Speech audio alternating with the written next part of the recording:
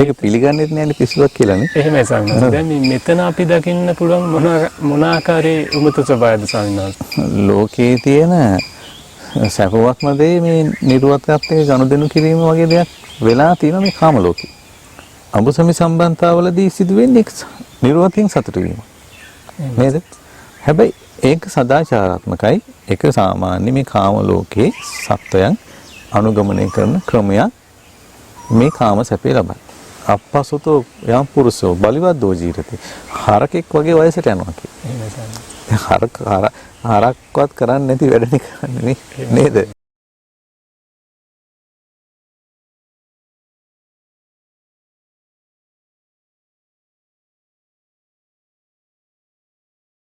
ඒ භාග්‍යවත් අරහත් සම්මා සම්බුදුරජාණන් වහන්සේට වාගේ নমස්කාරය වේවා. බෝධි TV ශ්‍රී ලංකා YouTube නාලිකාව ඔබ වෙත රැගෙන එන විමසුම විසඳුම අවබෝධය පදනම් කරගත් ධර්ම සාකච්ඡාමය වැඩසටහනේ තවත් එක් වැඩසටහනකිනුයි අද දිනේදීත් අප ඔබ හමුවට පැමිණෙන්නේ. ඒ උදෙසා අද දිනේ වැඩම කරවදාළ බෝධි TV ශ්‍රී ලංකා YouTube නාලිකාවේ අනුශාසක අවසරයි පින්වත් වැලිමඩ සුමේදංකර ගෞරවනීය සාමින් වහන්සේ මේ ධර්ම සාකච්ඡාමය වැඩසටහන වෙනුවෙන් අද දිනේදීත් වැඩමවා සිටිනවා. ඉතින් අපි ඊටාම ගෞරවයෙන් යුතුව දෙපා නමැද පින්වත් සාමින් වහන්සේව පිළිගනු ලබනවා. අවසරයි පින්වත් සාමින් වහන්සේ. අද දිනේ අපි ඔබ වහන්සේගෙන් විමසන්නට කැමති මේ දිනවල සමාජ මාධ්‍ය තුල කතා බහට ලක් වූ කාරණයක් සම්බන්ධව මේ පහන් තුඩාව කියන ප්‍රදේශයේ සිදු වූ දෙයක්. ඒ ස්ථානයේ මේ යම් නිර්වත ප්‍රදර්ශනය කිරීමක් යම් කිසි සිදුවීමක් එක්ක සම්බන්ධව සිදුවලා තියෙනවා.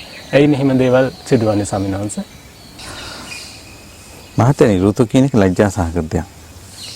වෛද්‍යවරයෙකුට නැතිව ඒ කියන්නේ මොකක් හරි අසනීපයක් නැතුව ඒක තවත් කෙනෙකුට පෙන්නනවා කියලා කියන්නේ ඉතින් ලැජ්ජා සහගත දෙයක් නෙද කොහොමද?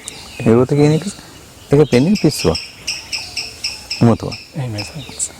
ඉතින් දිනෝ දහක් ඉදිරියේ මේ නිරූත පෙන්වමින් සතුට වෙනවා කියලා කියන්නේ ඉතින් පිස්සුව තදවීමක්. ඒ කියන්නේ ඒ උමතු බව විකෘතියක් වෙලා තියෙනවා. ඉතින් එහෙම දෙයක් තමයි ඉතින් මේ සිද්ධිවලදී අපිට කල්පනා කරන්න තියෙන්නේ. දැන් සම්මාස මේ දැන් මිනිසුන් සමාජයේ ඉන්න අය මේ පිස්සුවක් උමතු ස්වභාවයක් ලොම විවිධාකාරයේ ස්වභාවයන් තියෙනවා.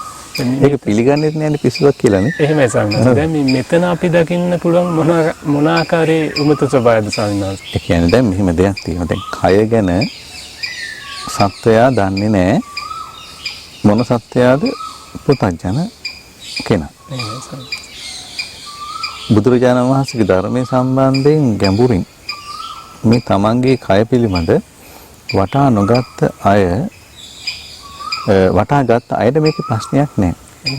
ඒ කියන්නේ එයා දන්නවා මේ කය ගැන. නොදන්න අය නිරෝධ තුනේ සතුට වෙන බවක් තියෙනවා. මේකක් තියෙනවනේ. දැකලා පෙන්නලා නේද? ඒ නිර්වත ඇසුරු කරමින් ලබන සතුටක් තියෙනවා. දැන් සමහරක් වෙලාවට දැන් මෙහෙමයි. ලෝකයේ තියෙන සැපවත්ම දේ මේ නිර්වතයත් එක්ක ගනුදෙනු කිරීම වගේ දෙයක් වෙලා තියෙනවා මේ කාම ලෝකේ. නේද? ඉතින් පිස්සුවක් කියලා කියන්නේ බලන්න දැන් හොඳට කල්පනා කරලා මේ අසුචි පිට වෙන්නේ කොහෙන්ද? මුත්‍රා පිට වෙන්නේ කොතනින්ද? නේද? ඊට පස්සේ මේ වැඩිපුර ගඳ තියෙන්නේ කොතනද? නේද? ඊට පස්සේ නිරන්තරයෙන්ම අපිරිසුදු වෙන්නේ කොහෙතැනද? නේද?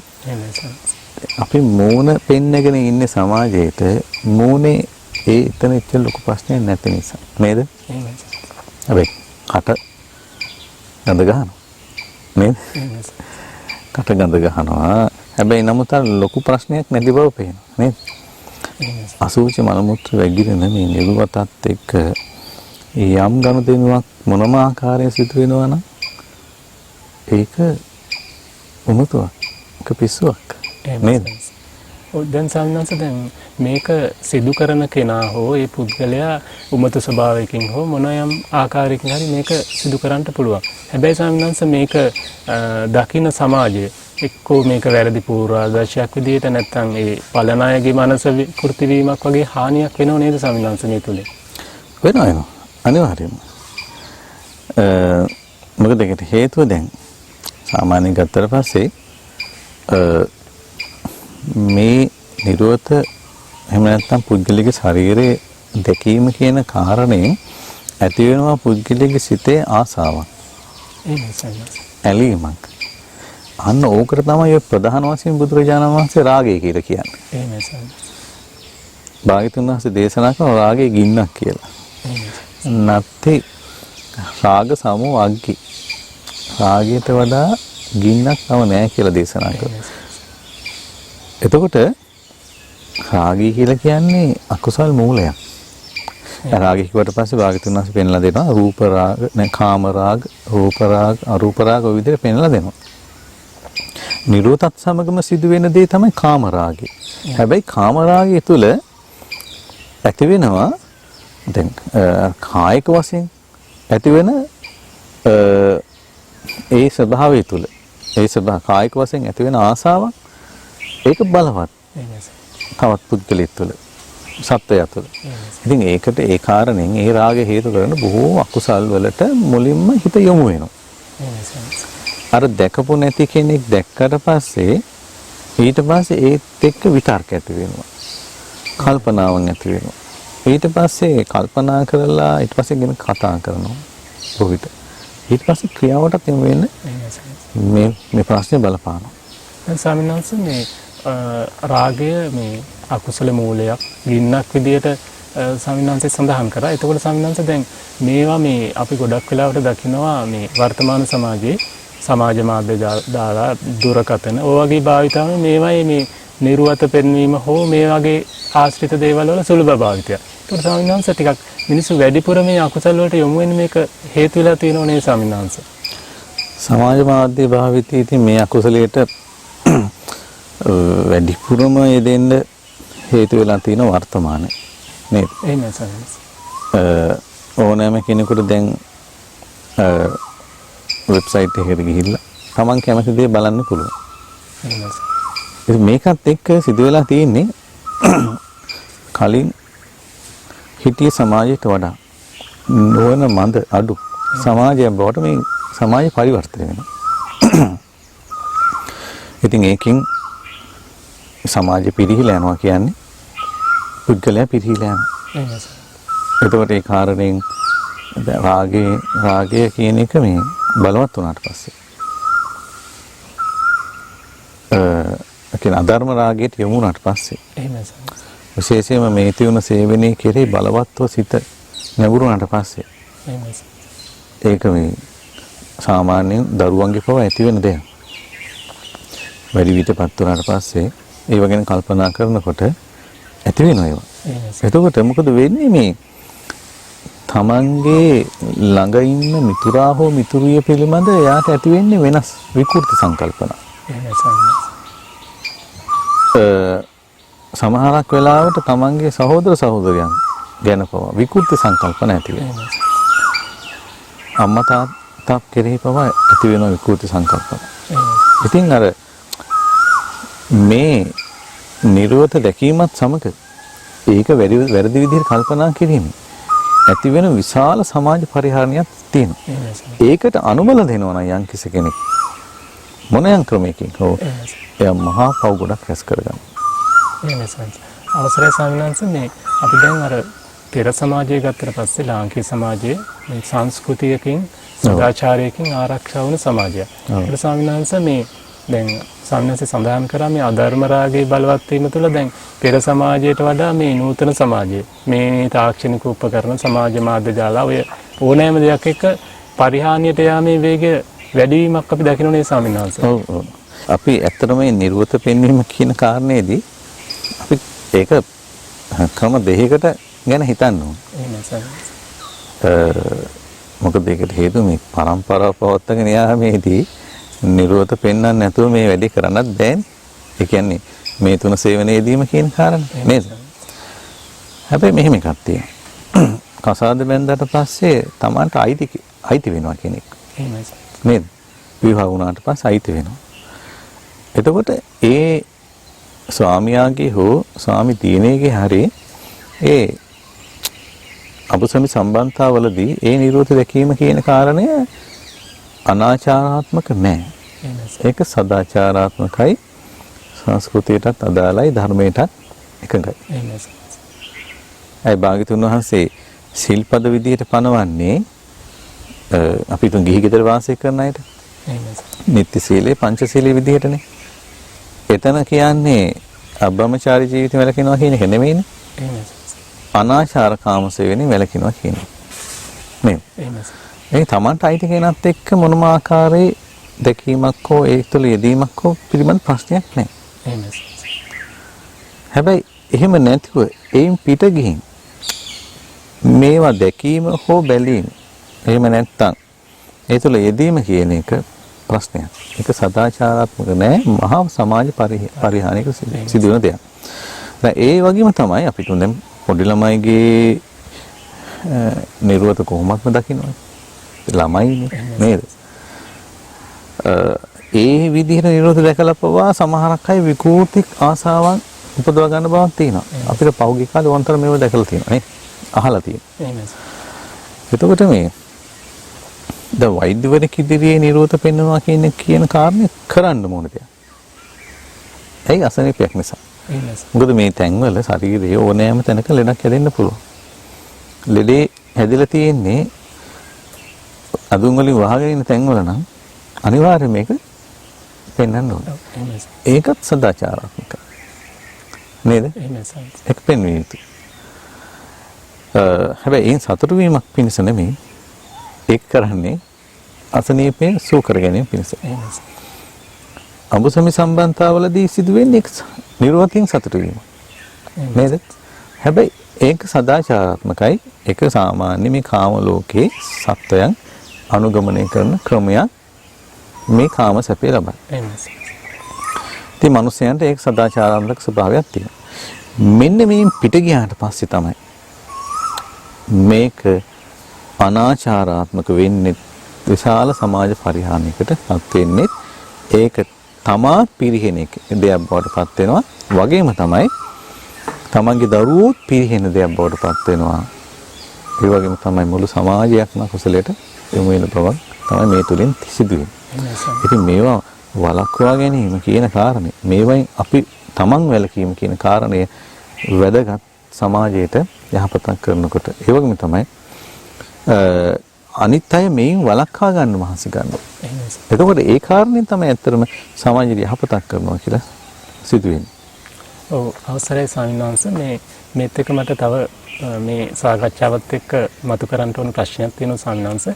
මේ අපි මේ මෑත කාලීන සමාජය තුළ දැකපු දෙයක් තමයි, එකක් පෞල් සංස්ථාව බිඳ වැටෙනවා, විවාහ සංස්ථාව බිඳ වැටෙනවා.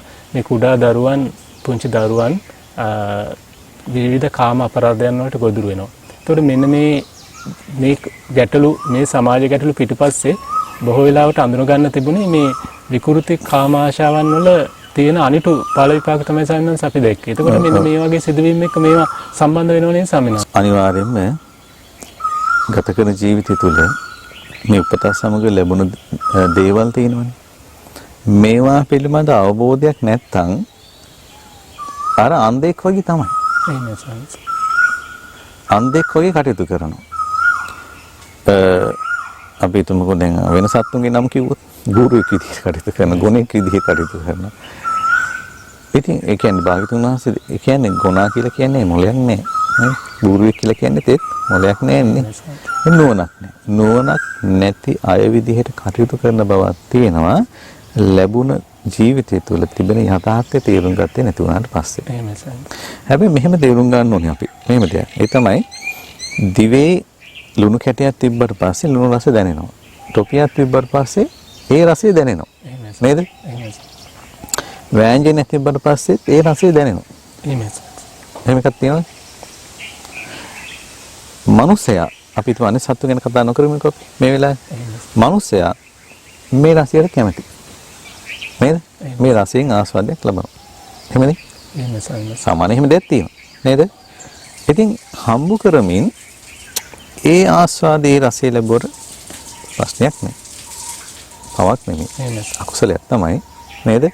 ඒ කාරණේ හේතු කරගෙන නිරේ උපදින්නේ නෑ. මෙන්න මේ දිව වගේ දෙයක් තමයි මේ ශරීරයේ අනෙකුත් තව තියෙන අංග. එහෙමයි සර්. නේද? ඒන් සතුට වෙන බවක් තියෙනවා සත්‍ය. නේද? එහෙමයි සර්. එතකොට මෙහිම දෙයක් තියෙනවා.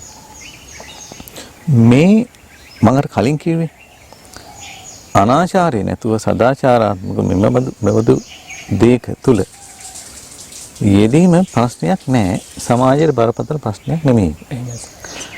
නමුත් අර අපි දන්න දැන් වර්තමාන සමාජය තුළ මහත්ය ආපු කාරණයක් එක්ක කල්පනා කරලා බලනකොට විශාල මේ පාපයකට ඇද දාන ස්වභාවයක් තියෙනවා. මේ පිළිමද යථාර්ථය දන්නේ තුනට පස්සේ. එහෙමයි සර්. අපි හොඳට කල්පනා කරලා බලන්න තේරුම් ගන්න ඕනේ මෙහෙම දෙයක්. ඒ තමයි මේ කය ගඳ ගන්න. සුවඳයිද ගඳයිද? ගඳ ගන්න ස්වභාවයක් තියෙනවා. ගඳයි. එහෙමයි සර්. ඇයි ගඳ?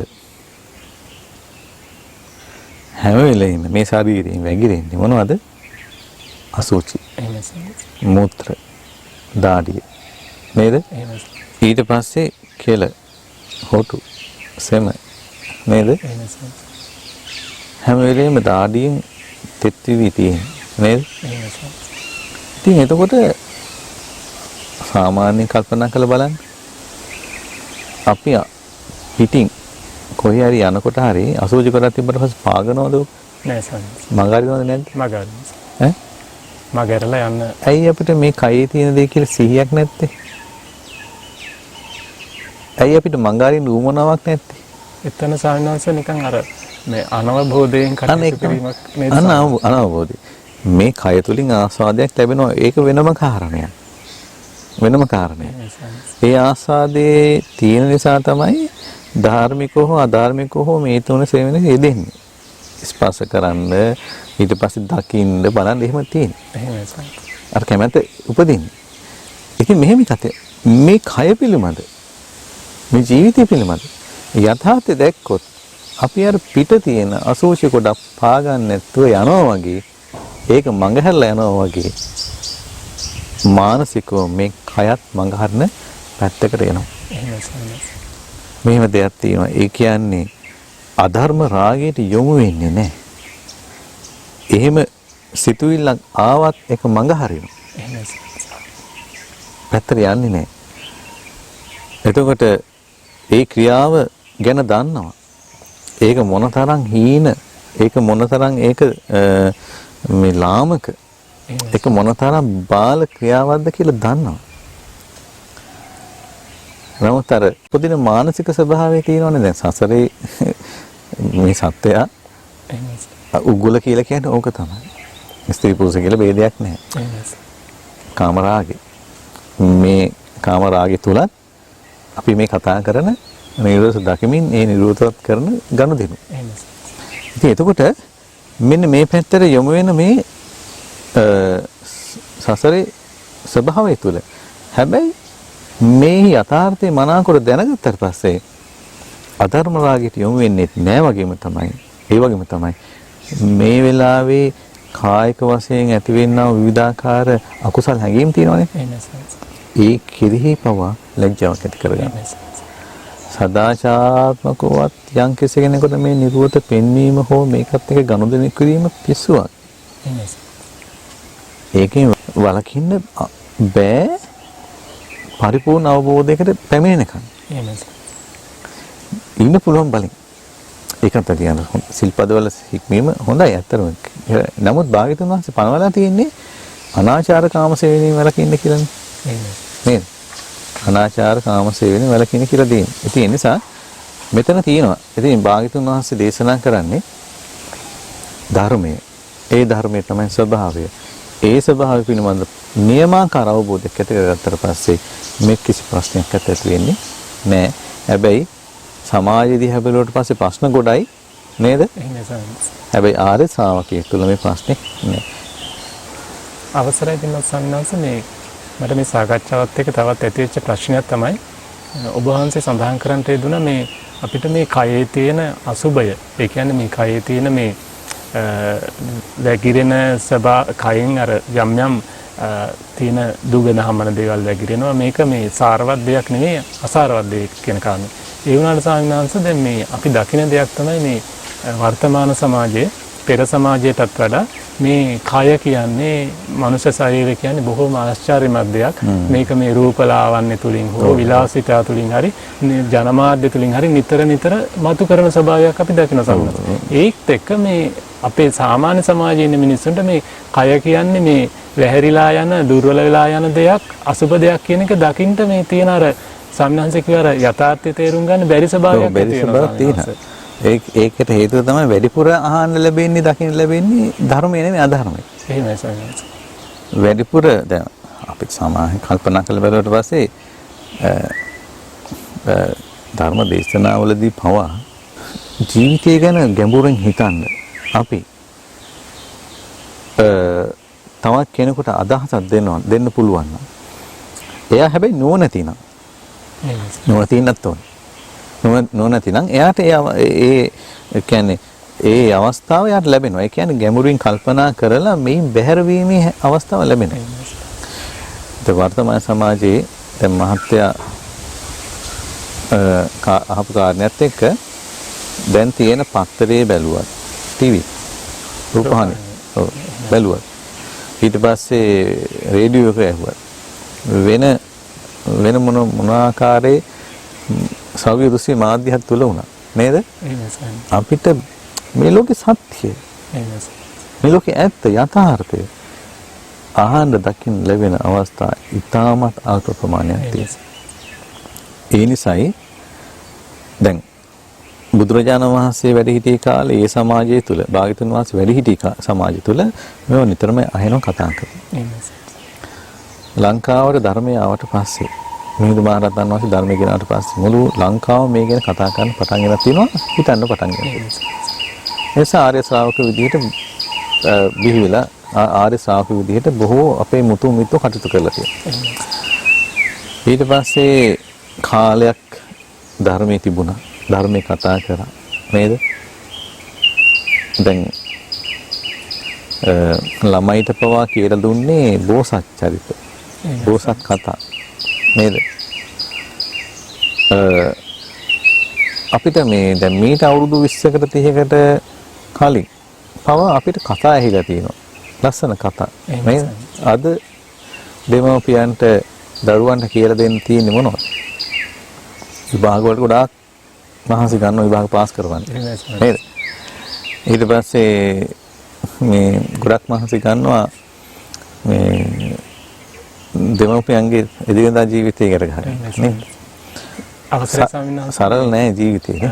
මට මදකට අවසර දෙන්න ස්වාමීන් වහන්සේ මේ ඔබ වහන්සේ සඳහන් කරා මේ අර හොඳ බෝසත් චරිත කතා අහන්න ලැබුණා කියලා. ඒකවල ස්වාමීන් වහන්සේ අර අපේ පැරණි සමාජයේ තිබුණේ මේ න්‍යෂ්ටික පවුලක් නෙවෙයි විස්තෘත පවුලක්. ඒ කියන්නේ අත්තම්මල සීයලා මේ හැමෝම හිටපු පවුලක දරුවන්ට හොඳ ආරක්ෂාවකුත් තිබුණා. අර ගොඩක් වෙලාවට අත්තම්මල සීයලා දෙමව්පියෝ මේ පිනට දහමට ආගමට නැඹුරු අය. ඒගොල්ලෝ ඉගෙන ගන්න ධර්ම කතා, ජාතක කතා මේ ගොඩක් වෙලාවට අර හැන්දෑවේ නැත්තම් නිින්දට යනකොට දරුවන්ට කියලා දෙනවා. ඉතින් මේවා අද නෑනේ අද කාටුන් එක. එහෙම නැත්තම් මොකක් හරි ටෙලි නාට්‍යයක් නේද? හඬ කවපු හරි මොකක් හරි මේ චිත්‍රපටයක් හරි නාට්‍යයක් හරි නේද? ඊට පස්සේ වර්තමානයේ දැන් මෙහෙමනේ දැන් ඉස්සර අපි ඇමරිකාව ගැන ඊට පස්සේ වෙන ලෝකයේ රටවල් ගැන අපිට ගොඩක් කතා කරන්නේ නෑනේ නේද? අපිට කතා කරන්න තියෙන අපේ සමාජයේ තියෙන කාරණා ධර්මය. දැන් තොරතුරු එනවා කියලාවරක් නෑනේ. ඉතින් අර එන තොරතුරුත් එක්ක කියන්නේ ඇත්තටම මේක වැඩක් නෑ. භාග්‍යතුන් වහන්සේ දෙතිස් කතා කියපු දේවල් තමයි අපි බලන්නේ අහන්නේ. දෙතිස් කතාව තුල එහෙම නැත්නම් මේ දෙතිස් කතාවට අනුබල දෙන දේවල් තුල ඉන්න තාක්කල් නුවණ නම් වැඩෙන්නේ නැහැ. ජීවිත යථාර්ථයේ තේරුම් ගන්න බෑ. එහි ප්‍රතිඵලයක් විදිහට ඒ අර නුවණ වැඩුන් නැති සමාජය තුල හැදුන දරුවන්ගේ නොහොබිනා ක්‍රියා තමයි ඔය සිදුවන්නේ. මොකද ඒ සමාජය තුල හොඳින් වැඩුණා නම් ಗುಣධර්ම සහිතව ඒ අය වැඩුණා නම් තරුණ වෙනකොට තමන් දන්නවා මේ කය යථා ස්වභාවය නේද? අනිත් දැන් කය යථා ස්වභාවය කිව්වට පස්සේ මෙහෙම එකක් තියෙනවා. අසුබයම පමණක් නෙමෙයිනේ මේ කය යථා ස්වභාවය. අසුබය කොච්චර බැලුවා සමහරකට මේ කය තුලින් උපදවලා දෙන විවිධාකාර හැඟීම් දැනීම් වලට යට වෙලා යනවා. එහෙමයි සයන්ස්. හැබැයි ඒත් එක්කම අසුබේ දැකීමත් එක්කම මේ කය මේ ජීවිතේ හටගන්න කොහොමද හටගත්තේ? ඒ වගේම තමයි මේක වෙනසෙනව නේද? අපි කවුරුත් දන්නවනේ මොන දේ කරන්නේ මැරෙනවා කියලා නේද? මේ හටගන්න වෙනසෙන ස්වභාවය තුළ මේ අනිත්‍ය බව හොඳින් තේරුම් ගත්තොත් ඒ වගේම තමයි අනාත්ම බව අසංගේ පවත්තන්න බැරි බව හොඳින් තේරුම් ගත්තොත් දැන් ඔය නිරෝධ පෙන්නමින් ඉන්න කෙනා ඔය ගලකින් හරි වැටුනොත් නේද? ඒ අතරේ තුවාලයක් වුණොත් නේද? ඊට පස්සේ තියෙන ආස්වාදය සම්පූර්ණයෙන්ම නැති වෙලා යනවා. මේ කකුලක් අතපයක් කඩනවා කියලා හිතමුකෝනේ. අනිවාර්යයෙන්ම මෙහෙම හිතමුකෝ ඔය විදිහට ඔය ක්‍රියාවේ යෙදෙන කෙනා මැරෙන්නේ නැද්ද? මැරෙනවනේ නේද? මරණින් මත්තේ මොනවත් නැහැ කියලා හිතාගෙන ඉන්න අය. එහෙම නැත්නම් මරණින් මත්තේ පරලෝ ජීවිතය ගැන හිතන්නේ නැති අය කරන දේ නේද? හැබැයි පරලෝ ජීවිතය සපවත් කරගන්න යම් කෙනෙක් හිතනවා නම් කල්පනා කරනවා ඔය දෙයට පෙළඹෙන්නේ නැහැ. ඒ වගේම තමයි සසරේ ස්වභාවය මනාකොට දැනගෙන වාසය කරනවා නම් ඔය පාපී ක්‍රියාවන්ට යෙදෙන්නෙත් නැහැ. ඒ වගේම තමයි කය ගැන හොඳ වැටහීමක් තියෙනවා නම් මේ කය තුල මේ කය තුලින් උපදවලා දෙන විවිධාකාර විඳීම් හේතු කරන ඇතිවන තණ්හාවෙම තමයි මේ දුක ආය හදලා දෙන්නේ කියලා හොඳින් මනාකොට තේරුම්ගෙන ඉන්න කෙනා මේ ප්‍රශ්නෙන් මිදෙනවා. එහෙම නැත්නම් මේ කය මඟ හරිනවා. දැන් මේ කයත් එක්ක සතුට වෙන බවක් තියෙන ඇත්තටම මේක පිස්සුවක් කුණු ගඳ ගහන අසුචි මල මුත්‍ර වැගිරෙන නේද? මේක ඇත්තටම අපි මේක අනිත් අයට පෙන්වන්න ලැජ්ජා වෙන්න ඕන එක. පෙන්වන්න නෙමෙයි ඇත්තට පරිහරණය කරන්නත් ලැජ්ජා වෙන්න ඕන එක. මේක බැහැර කරන තරමටම අපිට මේ ජීවිතේ රැකවරණයකුත් තියෙනවා, සැපයකුත් තියෙනවා, පහසුවකුත් තියෙනවා. පරලෝ අනිවාර්යයෙන්ම මීටත් වඩා සැපයක් තියෙනවා. උපදිනවා නම් මනාකොට මේ ජීවිතය යථා ස්වභාවය හොඳින් තේරුම් ගත්තොත් එයාට මේ දුක අවසන් කරන්න පුළුවන්. අවසරයි පින්වත් ස්වාමීන් වහන්සේ. මේ කතා බහේදී මට මතක් වෙච්ච දෙයක් තමයි ස්වාමීන් වහන්සේ අපි භාග්‍යවතුන් වහන්සේ දේශනා කළා තියෙනවා පරාභව සූත්‍රය, මංගල සූත්‍රය, ඒත් එක්කම සිංහලවාද සූත්‍රය. අනිත් පැත්තෙන් ගත්තම ස්වාමීන් වහන්සේ මේ අපේ නිත්‍ය ශීලය, පංච සීලය. මෙන්න මේ වගේදී මෙන්න මේ අපි මේ කතා කරපු දේවල් වලට හොඳ රැකවරණයක් තියෙනවා කියලා. ඒ වුණාට ස්වාමීන් වහන්සේ අපි මේ රැකවරණය ගන්නවට වඩා කරන්නේ අර හුදු තොරතුරු රැස් කරන්න ගිහිල්ලා අපි අනවශ්‍ය දේවල් රැස් කරලා අපේ ධර්මයේ රැකවරණයක් නැති කරගෙන තියෙනවා. මෙන්න මේකට අපි මොකද්ද කරන්න ඕන ස්වාමීන් වහන්සේ? ඒක තමයි. මේකට මේ දැන් ඔය නිරෝධ පෙන්නමින් ඊට පස්සේ තමාටත් තමන් හානි කරගෙන අනිත් අයට හානි වුණ අවස්ථාව නේද? මෙන්න මේ මානසික මේ විකෘති මානසිකත්වයට පෙරළුනේ ඇයි? ධර්මයේ අහන්න නොලැබුණ නිසා නේද? මේම ස්වභාවයක් මේ සමාජය තුළ තියෙනවා කියලා අහන නොනැති දෙමව්පියෝ, එහෙම නැත්නම් දරුවන්ට ආදරය කරන දෙමව්පියෝ, වැඩිහිටියෝ, ගුරුවරු, ඒ විතරක් නෙමෙයි අපි තුමු දැන් නොන තියෙන තරුණ තරුණියෝ පවා ඉන්නවා නේද? මේ අය මොකද කරන්න ඕනේ නේද? මේ අය අන් අය කෙරේ අනුකම්පාවෙන් යුතුව භාග්‍යතුන් වහන්සේ මේ ලෝකේ පහළ දේශනා කරන්න යෙදුන මේ ධර්මයේ ඒ අයට කියලා දෙන්න ඕනේ. ළඟට ගෙනලා කියලා දෙන්න ඕනේ. නේද? විභාගයේ පාස් කරන්න එයා උත්සාහයකට යොමු කරනවා වගේම තමයි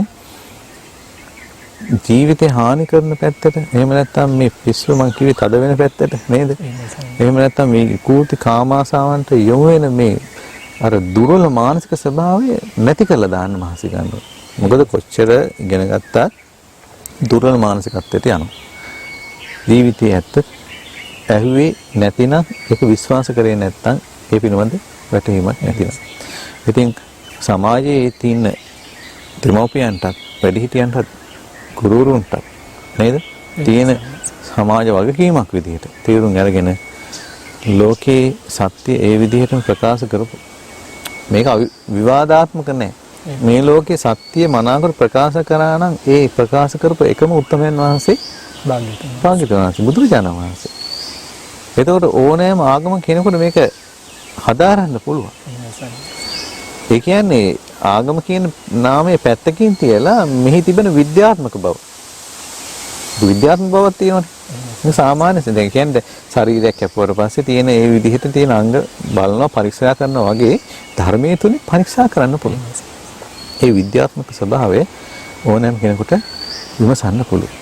අන්න ඒ විමසලා මෙහි තිබෙන වටිනාකම අඳුනාගෙන එය තවත් කෙනෙකුට දායාද කිරීමේ මේ ප්‍රශ්නෙට අපිට විසඳුමක් හොයන්න පුළුවන්. පීන සමාජය තුළ මේක දුෂ්කරයි. නමුත් අපි ඒක අතනහැර අපි ඒක කරන්න ඕනේ. ඒක අපිට අපේ ජීවිතේ පිනක් වගේ තමයි අනාගත සමාජයට ඒක දායාදයක්. ඒකයි ස්වාමීන් වහන්සේ තවත් දෙයක් මට විමසන්න තියෙනවා. මෙන්න මේ අපි කතා කරපු දෙයත් එක්ක ස්වාමීන් වහන්සේ මේ නිර්වත පෙන්වීම විකෘති කාමාශාවන් අධර්ම රාගය. අපි දකිනවා ස්වාමීන් වහන්සේ මේක මහා බරපතල ප්‍රශ්නයක් වෙලා තියෙනවා අද සමාජයේ. පෞල් සංස්ථාව බිඳ වැටිලා අමුසැමියන් අතර විශ්වාසයක් නැහැ. කුඩා දරුවන් අධ්‍යාපනයට යොමු වෙච්ච තරුණ තරුණියන් මේ සියලුම දෙනා තමන්ගේ අරමුණු පරමාර්ථ පසෙකලා මේ පහත් මානසිකත්වයේ යටතේ ගොනු වෙලා යම් යම් වැරදි ක්‍රියාවන් වලට යොමු වෙනවා. ඉතින් මෙන්න මේක අපිට ලොකු සමාජ ප්‍රශ්නයක් ස්වාමීන් වහන්සේ. මේක වළක්වලා අපේ සමාජය යම්කිසි සුඛිත මුදිත ආකාරයට පවත්වාගෙන යන්න කොහොමද අපි මොකද්ද කරන්න ඕන ස්වාමීන් වහන්සේ? ලංකාවේ බහුතරය බෞද්ධ නේ. එහෙමයි ස්වාමීන් ඒ බෞද්ධ අය විදිහට උපාසක උපාසිකාන් විදිහට හිටියොත් ඇත්තටම භික්ෂු භික්ෂුණීන් පවා ඒ තැන හරියට හිටියොත් ඒ වගේ තමයි උපාසක උපාසිකාවන් කියන අය හරි තැන හිටියොත් ඒ අය නිවනම ඉලක්ක කරමින් ජීවිතය ගත කරොත් මේ ප්‍රශ්නෙට විසඳුමක් තියෙනවා. එහෙම නැත්නම් ප්‍රශ්න විසඳුමක් නැහැ. ඔව් ඒ සාමාන්‍යයෙන් දැන් අපි මේ ගොඩක් කලාවට මේ අපේ ගිහි සමාජයේ උපාසක උපාසිකාවන්ට සමීපතම ශීලය තමයි පංචශීලය. ඒතර අපි ප්‍රායෝගිකව දැක්කොත් ස්වාමීන් වහන්සේ ඔව් දැන් මෙහෙමයි පංචශීලයේ රැකීමෙන් පමණක් අපිට මේකෙන් වැළකෙන්න බෑ. එහෙමයි ස්වාමීන්. ඒක තද කරගෙන ඉන්නවා වගේ දෙයක් නේ. ජීවිතය යථාර්ථය තේරුම් ගන්න ඕනේ. පංචශීලයේ තුල පිහිටා එයා මොකද කරන්න ඕනේ? මේ කයේ ප්‍රශ්නේ දැන් ඔය තියෙන්නේ කය ගැන යථාර්ථය දන්නේ නැතිකමනේ මේ තියෙන්නේ නේද? එහි යථාර්ථය දන්න ආකාරයට ඒ කයේ යථාර්ථය කියලා දෙන ආකාරයට තමන් හිතන්න ඕනේ. ඒ ධර්මයේ තුලින් හිතන්න ඕනේ. ඒ ධර්මයේ තුලින් හිතලා ඊට පස්සේ මේන් අපි මිදෙන්න මහසි ගන්නවා. මේන් මිදෙන්න මහසි ගන්න කෙනා තමයි ඔය හැම ප්‍රශ්නයකින්ම මිදෙන්නේ. ඒ හැම ගැටලුවක්ම අවසන් කරන්නේ. එයා සමාජයේ ප්‍රශ්නකුත් නෑ. තමන්ට ප්‍රශ්නකුත් නෑ. අවසරයි පින්වත් ස්වාමීන් වහන්සේ ඔබ වහන්සේ සඳහන් කරපාකට මට වැටහුනේ අපි මේ කයේ ස්වභාවය අපේ ජීවිතයේ යථා ස්වභාවය සහ මේකේ තියෙන අර නිස්සාරවත් බව කියන එක පිළිබඳව යම් අවබෝධයකින් ඒක වැහෙන්න තියෙන විකෘති දේවල් අයින් කරලා ඒකේ යථා ස්වභාවය දැක්කනම් ඒත් එක්කම මේකට හොඳ විසඳුමක් ගන්න පුළුවන් කියන එක තමයි ස්වාමීන් වහන්සේ අනිවාර්යයෙන්ම හොඳ විසඳුමක් ගන්න පුළුවන්. මොකද මේ අපි හිතුවේ නැති වුණාට මේ සසර ගමනක් තියෙන්නේ නේද? සසර ගමනක් තියෙන්නේ. නිරුවත පෙන්නමින් කරපු කියපු දේවල් වල ප්‍රතිඵලයක් විදිහට තමයි එන සසර ගමන තුල නිරේ තිරිසන් අපාය ප්‍රේත ලෝකයේ ආදී අපායේ දුගති දුක් විඳින්මින් මේ සසර ගමන ඇවිල්ලා තියෙනවා. භාග්‍යතුන් වහන්සේක පෙන්නලා දෙනවා. තවදුරටත් මේ දුකටම මේ උතුම් මනුස්ස ජීවිතයක් ලැබිලා ඒ මහා දුකටම වැටෙන්න ඕන නෑ අපි. බුද්ධිමත් අය විදිහට කටයුතු කරන්න ඕනේ. අප්පසුතෝ යම් පුරුෂෝ බලිවද්දෝ ජීරති. මන්සන්තස්ස වඩති පඤ්ඤාතස්සන වඩති කියලා දේශනා කරනවා. අල්ප සුතයක් තියෙනවා නම් ඒ ධර්මය ගැන දන්නේ නැත්තම් අප්පසුතෝ යම් පුරුෂෝ බලිවද්දෝ ජීරති. හරකෙක් වගේ වයසට යනවා කියන්නේ. හරක්වත් කරන්නේ නැති වැඩනේ කරන්නේ නේද? එතකොට හරකෙක් වගේ වයසට යනවා කියනවා. මන්සන්තස්ස වඩති පඤ්ඤාතස්සන වඩති. මස් විතරයි වැඩෙන්නේ කියන ප්‍රඥාව නම් වැඩෙන්නේ නෑ කියලයි බුදුරජාණන් වහන්සේ දේශනා කරේ. ඒ නිසා ධර්මයේ පිළිමද අපි හොඳින් දැනගෙන හිතන්න පුළුවන් කල්පනා කිරීමක් හැසිරීමක් තමයි කරන්න ඕනේ. අවසරයි ස්වාමීන් වහන්සේ දැන් ඔබ වහන්සේ සඳහන් කරා ඒක අපිට තවත් තියෙන ප්‍රශ්න. එහෙමයි ස්වාමීන් වහන්සේ. දැන් මේ සාකච්ඡාවත් එක්ක මතෙච්ච ප්‍රශ්නයක්. දැන් අපි තාම වයසට යනවා කියන කාරණා. මේ නුවණ නොඇදී මස් වැඩෙනවා කියන කාරණා. ඒක ස්වාමීන් වහන්සේ දැන් වයසට යනවා කියනත් කලින් අපේ ජීවිත කාලේ තාම කෙටි කාලයකින් ඉවර වෙනවා. ඒ අපිට මේ නිර්වත පෙන්වන්නවත් ඒ ඔස්සේ ගිහිල්ලා වැරදි වැඩ කරන්නවත් කාලයක් නැහැ. ඊට වඩා ගොඩක් දේවල් අපිට කරන්න තියෙනවා. ඔව් බුදුරජාණන් වහන්සේ දේශනා කරන්නේ මේ ආයුෂ ගෙවෙනවා කියන කාරණය උපමාවකින් දේශනා කරනවා. උපමාවකින්. දැන් මේ හිරු සඳු කැරකෙනවා. තමන් වටේ කැරකෙනවා මේ ගමන් කරනවා. එහෙමයි සංඝ. වේගින් ගමන් කරනවා. භාග්‍යවතුන් වහන්සේ දේශනා කරනවා මෙහෙම. කන්දම් මුදුර නැගලා දුනුවායේ 4 දෙනෙක් 4 පැත්තට ඊතල 4ක් විදිනවා කියලා. එහෙමයි. 4 පැත්තට. වේගයෙන් දුවන්න පුළුවන් කෙනෙක් මොකද කරන්නේ? අර ඊතල 4 බිමට වැටෙන්න කලින් අල්ලගෙන යනවා කියලා. එහෙමයි සංඝ. අහසෙම අල්ලගන්න. එතකොට දැන් 4 දෙනෙක් නෙමෙයි 4 දෙනෙක් 4 පැත්තට ඊතල විදිනවා. එහෙමයි සංඝ. ඒතකොට අනිවාර්යයෙන්ම මේ වේගින් යන්න පුළුවන් කියන්නේ ක්ෂණයෙන් කන්ද වටේ ගිහින් එන්න පුළුවන් කෙනෙක් වෙන්න ඕනේ. එහෙමයි සංඝ. ඊටත් වඩා වේගයෙන් මේ පෘථිවිය කැරකෙනවා කියනවා මේ පෘථිවිය සූර්යයා වටේ කැරකෙනවා කියනවා මේ සූර්යයා ඊටත් වඩා ගමන් කරනවා කියනවා සඳුත් ඊට වඩා වේගයෙන් ගමන් කරනවා කියනවා සඳු ඊටත් වඩා වේගයෙන් ගමන් කරනවා කියනවා හිරු ඊටත් වඩා වේගයෙන් ගමන් කරනවා කියනවා ඊටත් වඩා වේගයෙන් මේ හඳට අධිපති දෙවිවරු ගමන් කරනවා කියනවා ඊටත් වඩා වේගයෙන් හිරුට අධිපති දෙවිවරු ගමන් කරනවා කියනවා ඊටත් වඩා වේගයෙන් ආයස ඉවර වෙලා යනවා කියලා භාග්‍යවතුන් වහන්සේ දේශනා කරනවා. ඉතින් ඒ තරම් ඉක්මනටම ආයස ගෙවිලා යන ස්වභාවයක් මේ අපේ ජීවිතේ සසර දිහා කල්පනා කරලා බැලුවට පස්සේ අපිට මේ හම්බෙලා තියෙන තාම සුළු ප්‍රමාණයක්. සුළු වෙලාවක් මේ මනුස්ස ජීවිතේ ගෙනියන. දේව බොල්ලක් ඇති වෙලා නැති වෙන්න යන කාලය වගේ. භාග්‍යවතුන් වහන්සේ දේශනා කරනවා. ඉතින් එතකොට මේ සුළු කාලය තුල අපි මේ ජීවිතයේ යථා ස්වභාවය තේරුම් ගන්න මහසි ගන්න නැතුව අපි අනවබෝධී යුතු කටයුතු කරොත් ඒකෙන් Tamanට විශාල පීඩාවකට දුකකට පත් වෙන්න සිදු වෙනවා. හසරේ. ඔව් මම හිතන්නේ සම්මන් සාද දිනේදී මේ අපේ ජීවිතේ අර්ථවත් භාවයෙන් තොර දේවල් බැහැර කළා ජීවිතේ අර්ථවත් කරගන්නේ කොහොමද කියන කාරණේ ප්‍රායෝගිකව අත්දකින්න අපිට අද දිනේ පුළුවන්කම ලැබුණා. මම හිතන්නේ ඒකට වැදගත් වෙන බොහෝ කරුණු කාරණා පින්වත් ස්වාමීන් වහන්සේ අපිට පෙන්වා දෙන්න තේදුණා. ඉතින් මම හිතන්නේ අද සමාජය මේ විකෘති කාමාශාවන්ගෙන් සහ අධර්ම රාගයෙන් පොද්දල් වෙච්ච සමාජයක්. ඉතින් මේ සමාජය යන්නේ කොහෙටද කියන කාරණය නිරන්තරයෙන්ම කතා බහට ලක් වෙලා තියෙනවා. මම හිතන්නේ පින්වත් ස්වාමීන් වහන්සේගේ මේ මඟ පෙන්වීම තුලින් ජීවිතය ගොඩනගා ගත්තොත් එහෙම අපිට මේ කයේ තියෙන නිස්සාරවත් බව දීර්ණ ස්වභාවය මේ අවබෝධ කරගෙන අපිට පුළුවන්කම ලැබෙනවා ජීවිතයේ යථා ස්වභාවය තේරුම් ගන්න. ඒ නිසා අපි අද දිනේ විමසුම විසඳුම අවබෝධය තුලින් ජීවිතය අවබෝධ කරගන්නට යන මේ ගමනේදී බෝධි TV ශ්‍රී ලංකා YouTube නාලිකාව ඔබ වෙත ගෙන ආපු තවත් වටිනා ධර්ම සාකච්ඡාමය වැඩසටහනක අවසානයේ සනිටුහන් වෙනවා. අද දිනේදී සුපුරුදු පරිදි මේ ධර්ම සාකච්ඡාමය වැඩසටහන සාර්ථක කරගන්න වැඩමවදාලේ බෝධි TV ශ්‍රී ලංකා YouTube නාලිකාවේ අනුශාසක අවසරයි පින්වත් වැලිමඩ සුමේදංකර ගෞරවනීය ස්වාමීන් වහන්සේ. උන්වහන්සේට අපි තිර ජීවනය ප්‍රාර්ථනා කරමින් අද දිනේදී වැඩසටහන අවසන් කරනවා. සියලු දෙනාටම තෙරුවන් සරණයි.